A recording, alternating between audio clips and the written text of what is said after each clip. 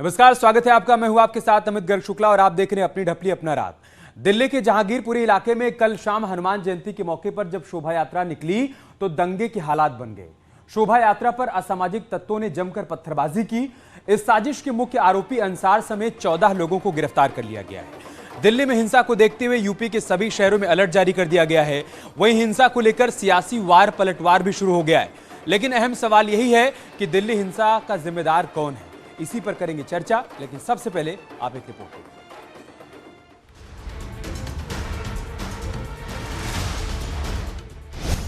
दिल्ली में बवाल, केजरीवाल पर सवाल।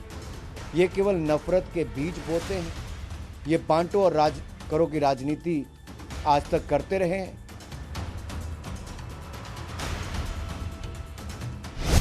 शोभा यात्रा पर पथराव, जिम्मेदारी पर पलटवार। सब लोगों को शांति बनाए रखनी है, सब लोगों को व्यवस्था बनाए रखनी है और अगर ज़रूरत पड़े तो जो एजेंसीज हैं, जो पुलिस है, जो सरकारें हैं जिनकी जिम्मेदारी है, दिल्ली में केंद्र सरकार की जिम्मेदारी है, तो केंद्र सरकार दिल्ली में शांति व्यवस्था बनाए रखे।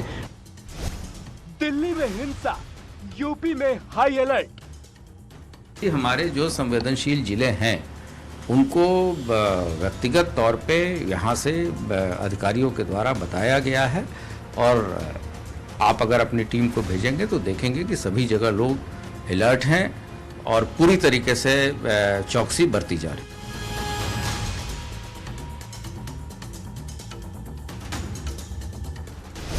आतंकी साजिश की आंच, यूपी बॉर्डर पर कड़ी जांच। लोगों को हम लोग यही मैसेज दे रहे हैं कि किसी भी तरह की अफवाह पर ध्यान ना दें और सौहार्दपूर्ण वातावरण बनाए रखें।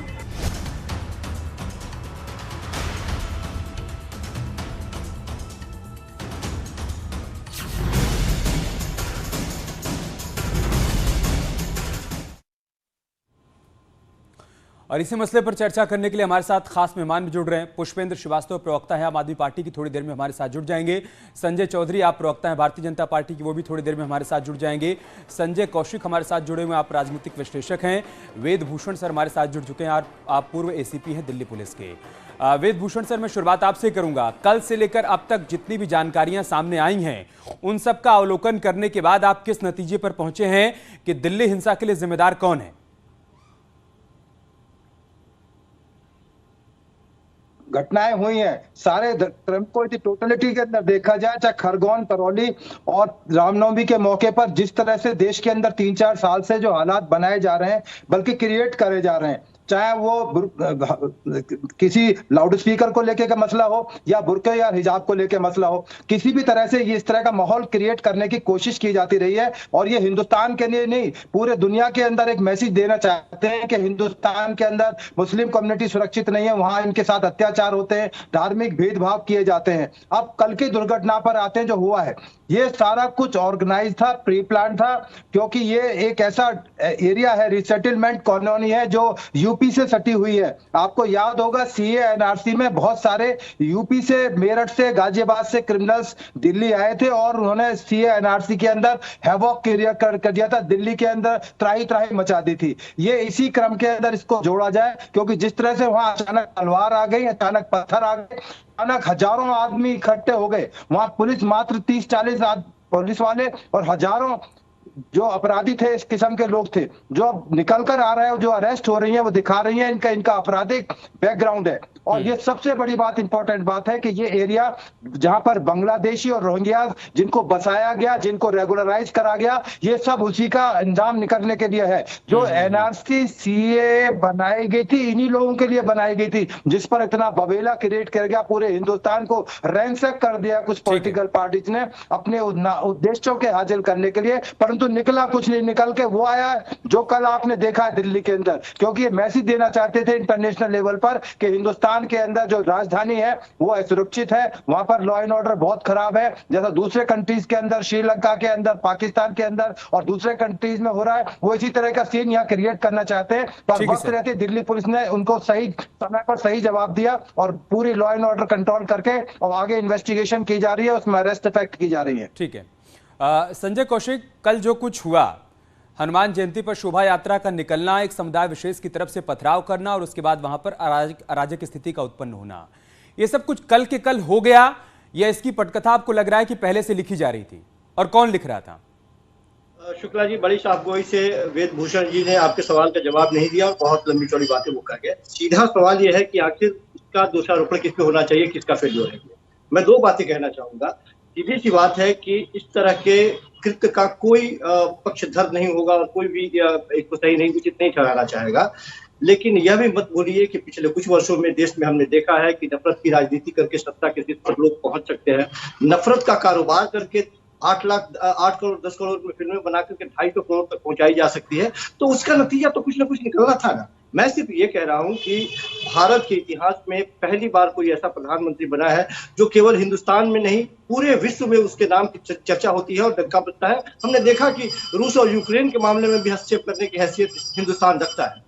लेकिन ऐसी आखिर क्या बात हो गई कि जो हिंदुस्तान में देश के प्रधानमंत्री नरेंद्र मोदी जी एक बार कह दे तो लोग दिए बुझा देते हैं, जला देते हैं, सो जाते हैं, जग जाते हैं, घरों में बंद हो जाते हैं, बाहर निकलते हैं। वो प्रधानमंत्री इस मुद्दे पर क्यों जुबान अपनी से लेते हैं? हो सकता है कि उनके जुबान से लेने से उन लोगों को ताकत मिलती हो और उनके ताकत से इनको सत्ता मिलती हो, लेकिन समाज और देश के लिए बहुत ही खतरनाक है। निश्चित तौर पर देश के हुक्मरानों को इसके बारे में सोचना चाहिए और जुबान खोलनी चाहिए। एक बार क्यों नहीं देश के प्रधानमंत्री बाहर आते और लोगों से ये अपील करते हैं। किसी मस्जिद के सामने खड़े होकर आप नारेबाजी लगाते हैं तो आपको उल्टा लटका देंगे। किसी मंदिर के या किसी गुरुद्वारे या किसी चर्च या किसी इस तरह के धार्मिक स्थलों में करते हैं तो आपको एक बात बताइए, अगर शोभा यात्रा के रास्ते में कहीं मस्जिद है तो वहां क्या किया जाए? वहां पर सब लोग चुप हो जाएं, वहां जयकारे नहीं लगाएं, वहां से शोभा यात्रा नहीं निकालें? क्योंकि वहां पर मंदिर और मस्जिद दोनों ही है, तो शोभा यात्रा अगर मंदिर से निकलेगी तो उसके आगे से गुजरेगी ना सर। इसका मतलब ये थोड़ी ना है कि पत्थर बरसा दिया जाए। आप यही कहना चाहते हैं क्या? मतलब ये बिल्कुल नहीं है, कतई नहीं है। मैं सिर्फ ये कह रहा हूं देश के प्रधानमंत्री जी बोल्डली आके क्यों नहीं कहते लोगों से कि यदि आप किसी मस्जिद पर पत्थरबाजी करेंगे या किसी शोभा यात्रा पर पत्थरबाजी करेंगे, हिंदुस्तान में कानून का राज है, मेरा राज है, हम उल्टा लटका देंगे आपको। क्यों नहीं मजबूती के साथ आकर के ये बात कहते हैं कि ये नहीं चलेगी, ये चीजें नहीं चलेंगी। ठीक है, बीजेपी के प्रवक्ता थोड़ी देर में हमारे साथ जुड़ने वाले हैं, ये सवाल मैं उनसे करूंगा। पुष्पेंद्र श्रीवास्तव हमारे साथ जुड़ चुके हैं, आप आम आदमी के प्रवक्ता हैं, आम आदमी पार्टी के। पुष्पेंद्र श्रीवास्तव जी, क्या हो रहा है आपके दिल्ली में? ये देखिए, बहुत साफगोई से मैं आपको ये बताना चाहता हूं कि ये दिल्ली में जो कुछ हो रहा है, ये विशेष करके भारतीय जनता पार्टी के लोग इन चीजों को बढ़ावा देते हैं। अच्छा। उदाहरण के लिए मैं आपको बता दूं कि पिछले दिनों माननीय मुख्यमंत्री हमारे अरविंद केजरीवाल जी हैं, उनके निवास पे इनके युवा मोर्चा के जो प्रदेश राष्ट्रीय अध्यक्ष हैं तेजस्वी सूर्या जी, सांसद भी हैं, वो उनके नेतृत्व में एक टीम जाती है और माननीय मुख्यमंत्री जी के आवास पर हमला करती है। बाकायदा वहां के सीसीटीवी कैमरे तोड़ देती है, बैरियर तोड़ देती है, और जो मेन गेट है उस पर किस तरह से आपने देखा भगवा रंग फेंक करके और उसको किस तरह से गंदा किया है। तो पुलिस ने उनको अरेस्ट किया, कोर्ट में पेश किया, उनको जेल भेज दिया गया। लेकिन 14 दिन बाद जब उनकी जमानत होती है तो बहुत ही बेशर्मी के साथ भारतीय जनता पार्टी के प्रदेश अध्यक्ष जो दिल्ली के हैं, आदेश गुप्ता जी, वो सभी लोगों की बाकायदा फूलों से उनके फूल मालाएं पहना करके उनका स्वागत करते हैं, उनको शाबाशी देते हैं और उनका सम्मान करते हैं। तो जब आप दंगाइयों का, लफंगों का, गुंडों का सम्मान करेंगे तो आप उनसे क्या उम्मीद करते हैं? तो उनका मन बढ़ेगा ही ना। अब आप देखिए, दिसंबर 2020 की बात है, 10 दिसंबर की, माननीय उप मुख्यमंत्री दिल्ली के मनीष सिसोदिया जी के घर पे इनके नेता के नेतृत्व में, भारतीय जनता पार्टी के नेतृत्व में एक प्रदर्शन के दौरान हमला हो जाता है और उसमें यही लोग शामिल होते हैं। पुष्पेंद्र जी, मैं आपको रोक रहा हूं सर, 10 सेकंड के लिए रोक रहा हूं आपको। आपने पूरा इतिहास भूगोल बता दिया, कल की घटना पर आपने एक शब्द नहीं कहा। कल जो कुछ हुआ, शोभा यात्रा पर पथराव करना, ये ठीक था आपको लग रहा है, या आपको लग रहा है कि पथराव करने वाले भी बीजेपी के लोग थे? सीधा सीधा बोलिए, फिर उसके बाद में बीजेपी प्रवक्ता से रिएक्शन लूंगा। बिल्कुल नहीं, मुझसे पहले हमारे मुख्यमंत्री पार्टी के हमारे मुखिया माननीय अरविंद केजरीवाल जी ने उसकी निंदा की। मैं खुद इसकी निंदा करता हूं। ये बेहद दुखद है, ऐसा नहीं होना चाहिए। और जिसने भी इस कार्य को किया है, जो भी इसमें शामिल है, उनकी धरपकड़ होनी चाहिए, उनकी जल्दी से जल्दी गिरफ्तारी होनी चाहिए और उनको सख्त सजा मिलनी चाहिए। ठीक है संजय चौधरी, स्टैंड है। पहली बात। दूसरी बात, आपकी नफरत की राजनीति का परिणाम है ये कहना पुष्पेंद्र श्रीवास्तव का। दिल्ली में हमारे पास, ठीक है सर, अब रिएक्शन ले लेते हैं, मैं फिर आऊंगा आपके पास, मैं दूसरे राउंड में आऊंगा आपके पास। संजय चौधरी, आपको समझना होगा। मुझे लगता है कि आम आदमी पार्टी हमेशा ऐसे लोगों का पक्ष लेती रही है, चाहे वे दंगाई हो। लेकिन आज जब दंगा हुआ है तो निश्चित रूप से इसके नियंत्रण के लिए जो नागरिक प्रबंधन है उसको भी आगे आना चाहिए। उत्तर प्रदेश की घटनाएं और दिल्ली की घटनाओं में एक मूलभूत अंतर है। अभी मैं देख रहा था कि नोएडा के अंदर अभी एक हनुमान जयंती की यात्रा निकल रही है और मुस्लिम समाज के लोग। ठीक है, माफी के साथ आप सबको कर रोक रहा हूं। भारतीय जनता पार्टी के राष्ट्रीय प्रवक्ता संबित पात्रा इसी मसले पर प्रेस कॉन्फ्रेंस कर रहे हैं, एक बार वो सुन लेते हैं, उसके बाद आऊंगा आप लोग के पास। सुनिए। और 7 केस दर्ज हुए, गिरफ्तारी किसी की नहीं हुई, मात्र 7 केस दर्ज हुए।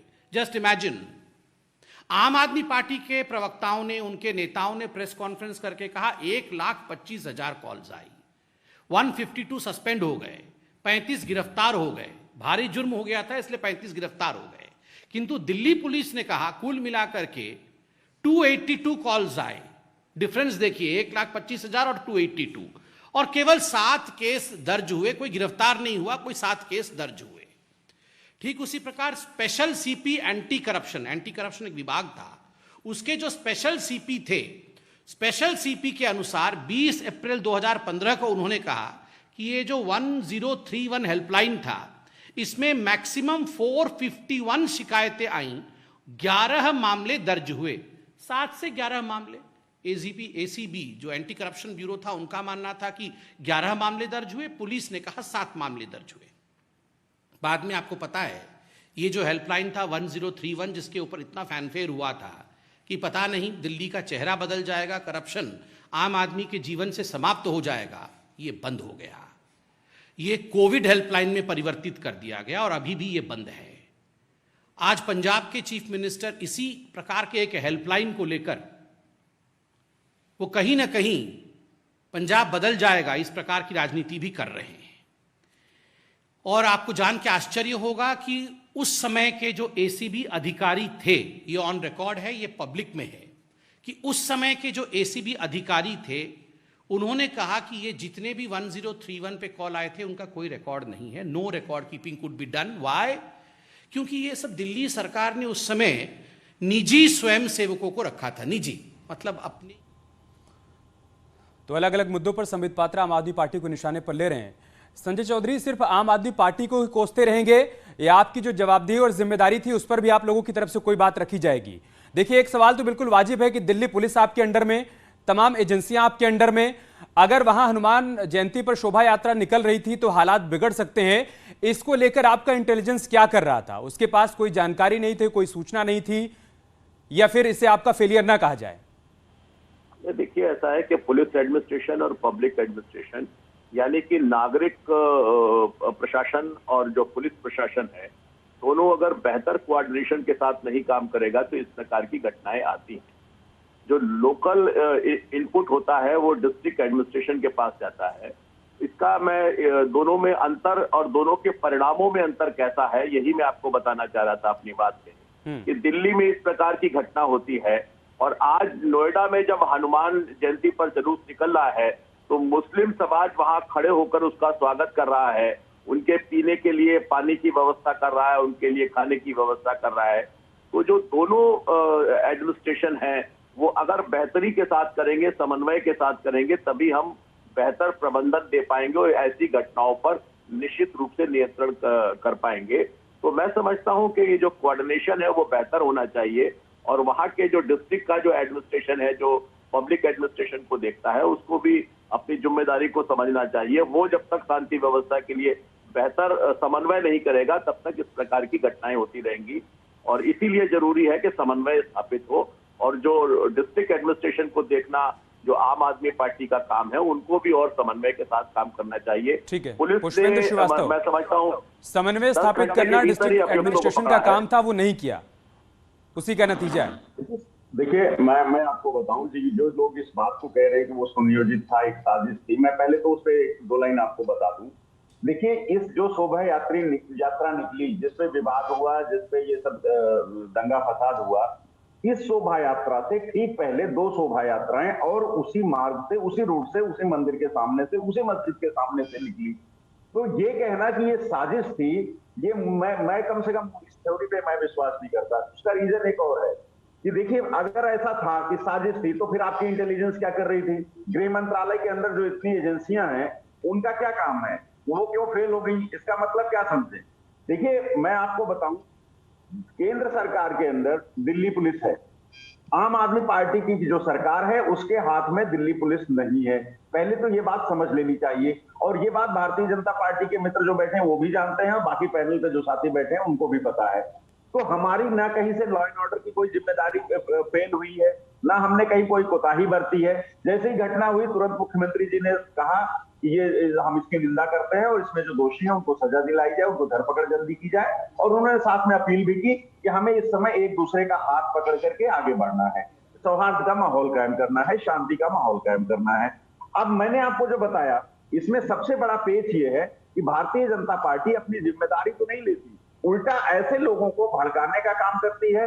ऐसे लोग जो उसमें शामिल हैं, लफंगे गुंडे टाइप के लोग जो हैं, उनको जो है उनको उनका महिमा मंडन करती है, उनको सम्मानित करती। मैंने आपको बताइए जो भारतीय जनता पार्टी प्रदर्शन के नाम पे दिल्ली जल बोर्ड के दफ्तर पे हमला करती है और वहां खून खराबा करती है, वहां के कर्मचारियों से मारपीट करती है, वहां के शीशे तोड़ देती है, वहां के गमले उठा के फेंक देते हैं।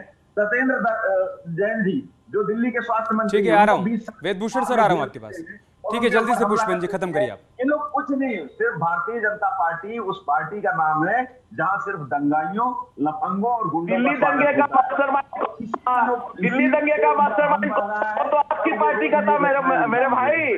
दिल्ली दंगे का मास्टरमाइंड पार्टी का था, आपकी पार्टी से चुनाव लड़ा था, आपकी पार्टी से जो दिल्ली में जिसने दंगा कराया पहले, जो पत्थरबाजी हुई, उसके पीछे तो आप ही लोग थे। आप ही लोग लॉ एंड ऑर्डर का बात करके पुलिस के पीछे जाते हैं और ऐसे लोगों को प्रमोट करते हैं।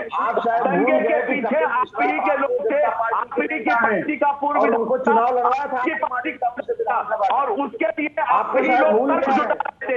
मुझको लगता है कि बेशर्मी के साथ में डीसीपी के सामने चेतावनी दी थी कि कल अगर मैं आऊंगा, अगर को आप ही लोग छेड़ देते हैं, जिसने बलात्कार किया उसको सिलाई मशीन। ठीक है सर, तू मैं मत करिए, तू मैं मत करिए। ये एक दूसरे पर आप लोग दोषारोपण कर रहे हैं, लेकिन नुकसान यहाँ पर आम आदमी का हो रहा है। वेदभूषण जी आप कुछ कहना चाहते हैं, लेकिन साथ ही साथ मेरा एक सवाल भी है सर आपसे, क्या डिस्ट्रिक्ट एडमिनिस्ट्रेशन और दिल्ली पुलिस के बीच में बेहतर समन्वय नहीं होने की वजह से बार बार दिल्ली में इस तरीके की घटनाएं हो रही हैं? जी अमित जी, पहले तो मैं पुष्पेंद्र जी की बात का जवाब दे दूं। जो दूसरी पार्टियों के नेताओं के लिए कहते हैं लुच्चे लफंगे हैं, इनकी पार्टी में आज 42 एमएलए की क्रिमिनल बैकग्राउंड है, उनके खिलाफ दिल्ली में एफआईआर दर्ज है, और इनके पूर्व एमएलए, उनके खिलाफ रेप, डकैती, चोरी, तमाम तरह की धाराओं के खिलाफ, उनके नेताओं के खिलाफ, बल्कि मिनिस्टर के खिलाफ, लॉ मिनिस्टर के खिलाफ तक मुकदमे रहे। ये तो इनका चरित्र है। अब मैं याद दिलाना चाहता हूँ पुष्पेंद्र जी को, जब इस पार्टी की स्थापना हुई थी मैं दिल्ली पुलिस में था, और इन्होंने आह्वान किया था कि जितने भी बीजेपी, कांग्रेस, जितने भी पार्टी के नेता हैं, चाहे प्राइम मिनिस्टर, प्रेसिडेंट है, उन सबका घरों का घेराव करो, पथराव करो, हंगामा करो। इनकी जो स्थापना हुई थी, इस आधार पर इनकी स्थापना हुई थी। रामलीला ग्राउंड में क्या हुआ था, किस तरह से तिहाड़ जेल के अंदर बाबा के साथ ये लोग धरने पर बैठ गए थे। तो और थूक कर चाटना इनकी आदत है, बार बार इस तरह की बातें करते हैं और अपने बारे में नहीं कहते हैं। क्या सरकार की जिम्मेदारी नहीं है दिल्ली सरकार की? ठीक है, लॉ एंड ऑर्डर की जिम्मेदारी केंद्र सरकार की मैं मानता हूं, परंतु क्या जो लोकल लीडर्स हैं, एमएलए, काउंसलर किस लिए चुने जाते हैं? केवल वो भ्रष्टाचार के लिए चुने जाते हैं? इनकी पार्टी के जो एमएलए, काउंसलर्स के अभी भ्रष्टाचार में 3 काउंसलर्स इनके अभी सस्पेंड किए भी आम आदमी पार्टी ने। पहले अपना दामन देख लें, दूसरे के दामन की तरफ। और जहां तक पुलिस की बात करते हैं, पुलिस को आपने जिस तरह से परेशान किया अपने जब डेमोन्स्ट्रेशन प्रदर्शन कर रहे थे, पूरा हिंदुस्तान जानता है। 26 जनवरी के लिए आपने कहा कि हिंदुस्तान में 26 जनवरी की परेड नहीं निकलने देंगे। किसान आंदोलन के अंदर आपने किसान आंदोलन की इनडायरेक्ट रूप से पूरी मदद की है, पूरा हिंदुस्तान इस बात को जानता है। तो इतने पाक साफ बनने की कोशिश ना करें चैनल के ऊपर, ये पुलिस है, सब जानती हो। और जो अभी अरेस्ट हुए, आपके दोस्त अरेस्ट हुए, उनका देख लीजिए किस धर्म से वो आते हैं। मैं धर्म के विवाद में नहीं जाना चाहता, परंतु यदि आप इस तरह की चीजें यदि टेलीविजन पर माध्यम से करेंगे तो आपको पूरा जवाब दिया जाएगा। और सुनने की क्षमता रखते हैं। पुष्पेंद्र श्रीवास्तव, आपका रिएक्शन।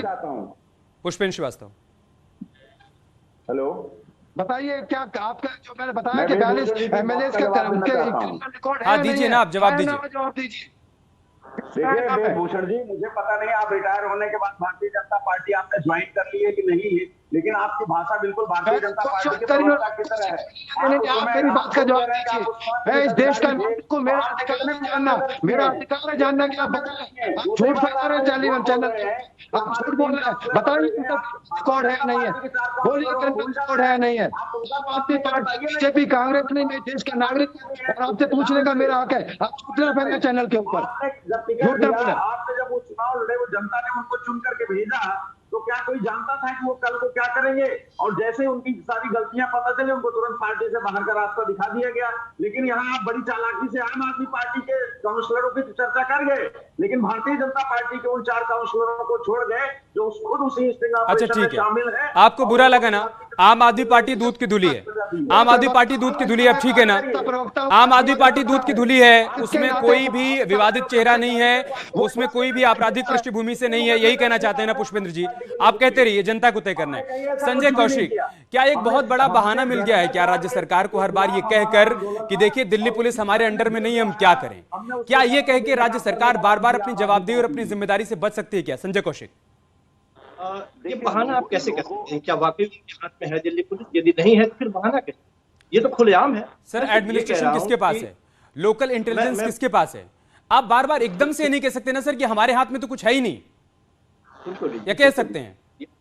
प्रोसिक्यूशन ब्रांच आपके अंडर है, आप क्रिमिनल्स को प्रोटेक्ट करते हैं, आम आदमी पार्टी के प्रोसिक्यूटर, उस पर भी एक भाषण दे दीजिए। आप कौशिक जी थोड़ा बताइए, प्रोसिक्यूशन ब्रांच किसके अंडर है? ये क्रिमिनल्स को बैकअप कौन करता है, बेल कौन कराता है कोर्ट के अंदर खड़े होकर? संजय कौशिक को लाइए, संजय कौशिक को स्क्रीन पर लाइए। संजय कौशिक, आप अपनी बात पूरी करिए। मैंने जो आपसे सवाल किया है, चलिए बहाना नहीं है, लेकिन क्या बार बार यही दलील दी जा सकती है क्या राज्य सरकार की तरफ से, और इसको हर किसी को स्वीकार कर लेना चाहिए कि देखिए भैया दिल्ली पुलिस इनके हाथ में नहीं है, कुछ नहीं कर सकते? संजय कौशिक, मैं तो कदम आगे की बात कर रहा हूँ। यहाँ पे भारतीय जनता पार्टी के प्रवक्ता कह रहे हैं कि स्थानीय नागरिक और पुलिस में, प्रशासन में समन्वय स्थापित करने की बात होनी चाहिए, लेकिन हम और आप खूब जानते हैं कि नफरत फैलाने वाली यदि कश्मीर फाइल्स के प्रमोशन देश के प्रधानमंत्री करेंगे, तो यदि उस फिल्म का पोस्टर यदि भारतीय जनता पार्टी के लोग लगाएंगे और लिंचिंग करने वाले को माला पहनाएंगे तो समन्वय। आखिरी की 10 सेकंड एक छोटा रिएक्शन मैं आपसे लूंगा चौधरी साहब। देखिए मध्य प्रदेश में तो आपकी सरकार है ना सर, गुजरात में भी आपकी सरकार है, फिर अगर हर जगह ऐसी घटनाएं हो रही हैं तो एक बार कुछ चिंतन करना होगा कि क्या ये घटनाएं सिर्फ हो जा रही हैं या होने दी जा रही हैं? जानबूझ के माहौल पैदा किया जा रहा है हर इलेक्शन। चौधरी साहब, कौन नहीं जानता है निश्चित रूप से इस प्रकार की घटनाओं के पीछे कोई ना कोई ऐसे तत्व हैं जो, अरे सर तो पहचान करिए ना उनकी, पहचान करिए, कार्रवाई करिए। देश में माहौल बिगड़ जाए, ऐसी परिस्थितियां उत्पन्न हो जाएं, ये कहीं से भी ठीक नहीं है, और एक दूसरे के ऊपर आरोप लगाकर आप लोग अपनी जिम्मेदारी से बच नहीं सकते। ठीक है, बहुत शुक्रिया आप सभी का हमारे साथ जुड़ने के लिए, इस चर्चा में शामिल होने के लिए। समय हमारे पास इतना था। खबरें जारी हैं, आप बने रहिए हमारे साथ। नमस्कार।